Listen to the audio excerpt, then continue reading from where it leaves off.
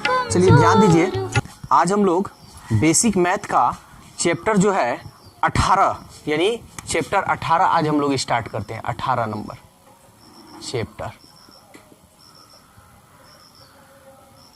Chapter 18 है।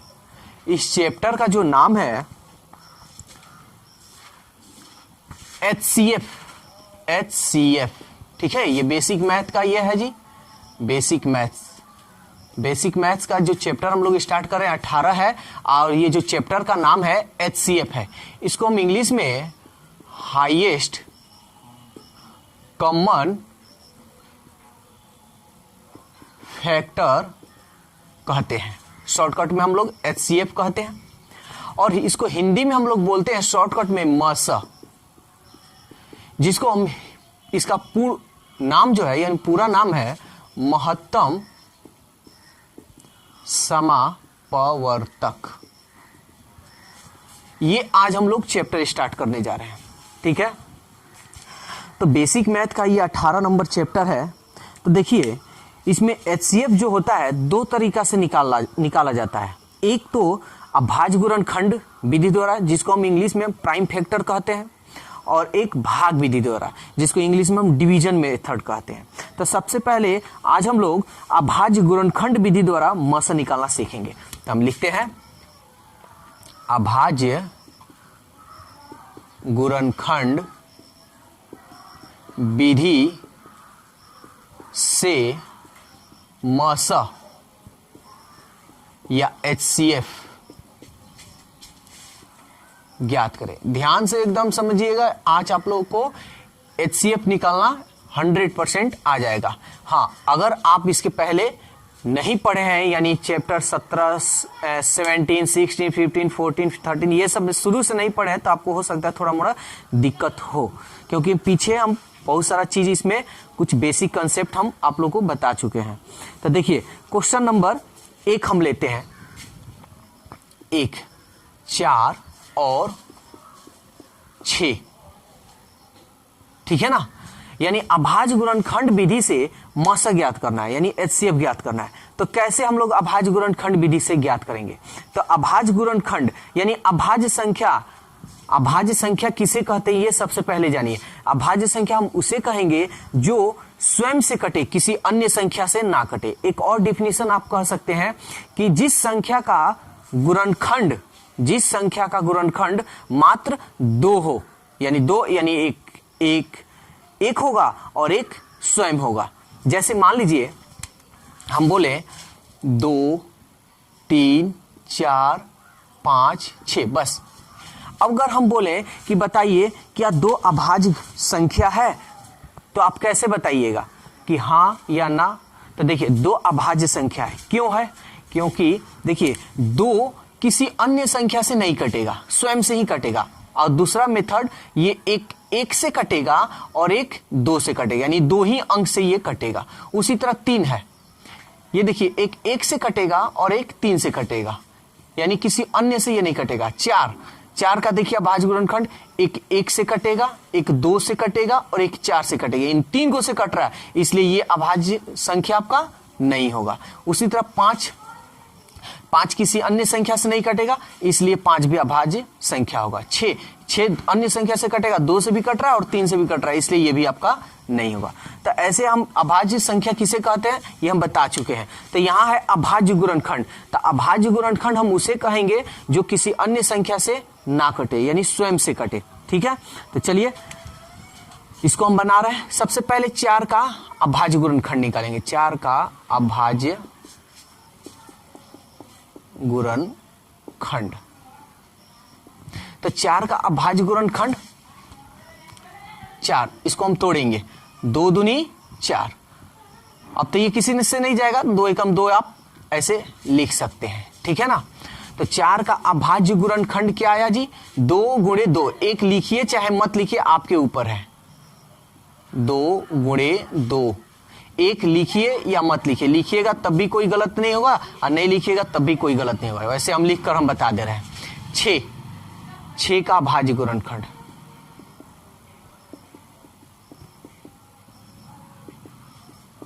6 को आप तोड़िएगा, 2 तिहाई 6, 3 एकम 3, तो 2 गुणे 3 गुणे 1 लिखिए या मत लिखिए, कोई अंतर नहीं होने वाला है। तब अभाज्य गुणनखंड विधि से मसा ज्ञात करना है, यानी इसलिए 4 और 6 का मसा, या आप HCF ही इसको कह सकते हैं। तो 4 और 6 का HCF क्या होगा? तो देखिए HCF किसे कहते हैं, यहां देखिए अगर इसका इंग्लिश में देखिएगा तो आसानी से आपको समझ में आएगा। हाईएस्ट मतलब सबसे ज्यादा, कॉमन मतलब दोनों में या तीनों में या चारों में जितना अंक दिया है उसमें फैक्टर, यानी फैक्टर मतलब उसका गुणनखंड। यानी कहने का मतलब HCF हम उसको कहेंगे, यहां 2 संख्या है तो दोनों संख्या में मिलना चाहिए, यानी दोनों संख्या में जो मिलेगा वही आपका क्या होगा?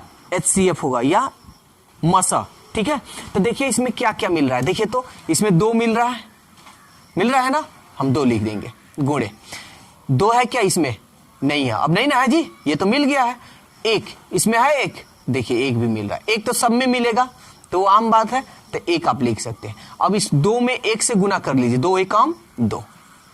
ठीक है, तो ये था आपका अभाज्य गुणनखंड विधि से HCF निकालना। चलिए क्वेश्चन नंबर 2 देखते हैं। देखिए इसका भी मसा निकालना है, जैसे इसके पहले 2 था तो 2 को निकालना तो हम लोग सीख गए हैं, अब 3 रहेगा तो इसको कैसे निकालेंगे? अभाज्य गुणनखंड विधि। देखिए अभाज्य गुणनखंड को हम लोग इंग्लिश में प्राइम फैक्टर के नाम से जानते हैं। ठीक है, मान लीजिए अगर जो लोग हिंदी मीडियम है वो हिंदी समझेंगे, जो लोग इंग्लिश मीडियम है इंग्लिश समझेंगे। जैसे 45 का अभाज्य गुणनखंड, सबसे पहले तो अभाज्य गुणनखंड निकालेंगे, और अभाज्य गुणनखंड को हम लोग इंग्लिश में क्या बोलते हैं? Prime factor.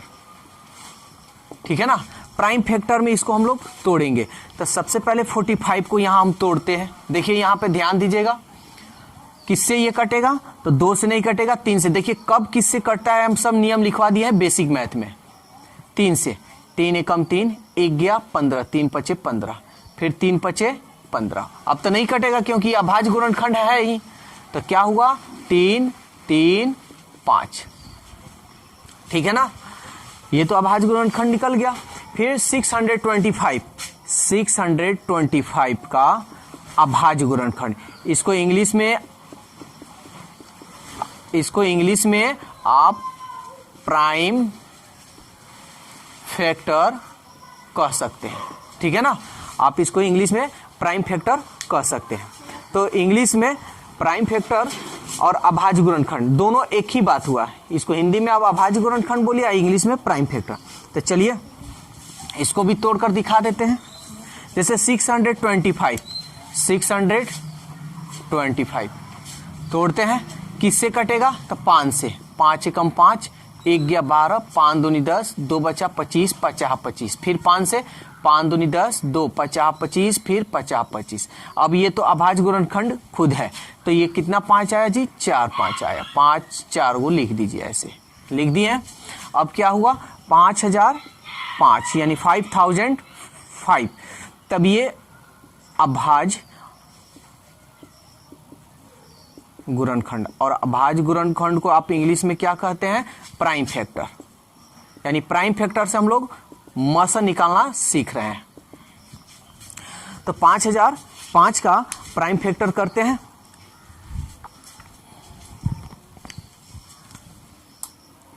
$5005 किससे कटेगा? तो 5 से। 5 एकम 5, 0 0, 5 एकम 5। अब कटेगा तो ये 1 और ये 1, यानी 11 से ये कटेगा।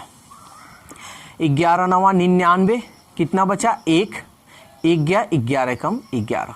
ठीक है, फिर ये कटेगा, किससे कटेगा? 7 से भी कट सकता है। 7 एकम 7, 2 7 त्रिक 21। ठीक है, ये अभाज्य गुणनखंड है, यानी अभाज्य संख्या है। तो ये अभाज्य जब संख्या है तब इसको कटाने की जरूरत है ही नहीं, और ये कटेगा भी नहीं। तो हम इसको सजा कर लिखेंगे। सबसे छोटा कौन है जी?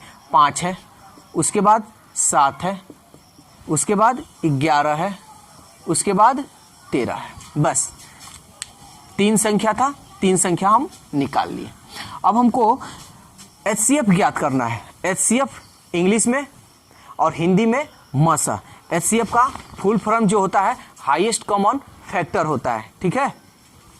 और मसा को फुल फॉर्म महत्तम समापवर्तक कह सकते हैं। तो HCF हमको निकालना है, इसलिए HCF या आप हिंदी में मसा भी कहिए। तो आपको हम बताए हैं कि कॉमन मतलब सब में जो मिलेगा वही आपका HCF होगा। ये नहीं कि 2 गो में मिल गया और इसमें नहीं मिला तो आप लिख दीजिए, नहीं, 3 गो है, यहाँ पे 3 संख्या है तो तीनों में मिलना चाहिए। चलिए देखते हैं, 3 है, नहीं है। जब इसमें नहीं है ना तब इसमें मिलाने की जरूरत नहीं है, छोड़ देंगे। 3 नहीं मिला है तब छोड़ दीजिए। 5 इसमें है, 5 इसमें है, 5 इसमें है, इसमें भी है 5, एगो 5 मिल गया। अब इसमें कोई अदर संख्या है, नहीं है, तब ये नहीं कि इसमें 5 है तो इसमें अब चेक करें, नहीं, ऐसा नहीं। इसमें जब ये 2 संख्या चेक करिए लिए, एक संख्या ये चेक करिए लिए 5, अब तो इसमें कोई संख्या नहीं है कि सब में मिले। और हम बताए हैं कि तीनों में मिलेगा वही आपका HCF होगा, तब इसमें कोई संख्या नहीं है तो इसलिए HCF आपका क्या होगा, 5। तो ये था आपका अभाज्य गुणनखंड विधि से, यानी प्राइम फैक्टर मेथड। तो 10 क्वेश्चन HCF पे हम आप लोगों को दे रहे हैं, ठीक है। इस 10 क्वेश्चन को सॉल्व कीजिए और जो आपका आंसर आ रहा है कमेंट्स कर बताइए।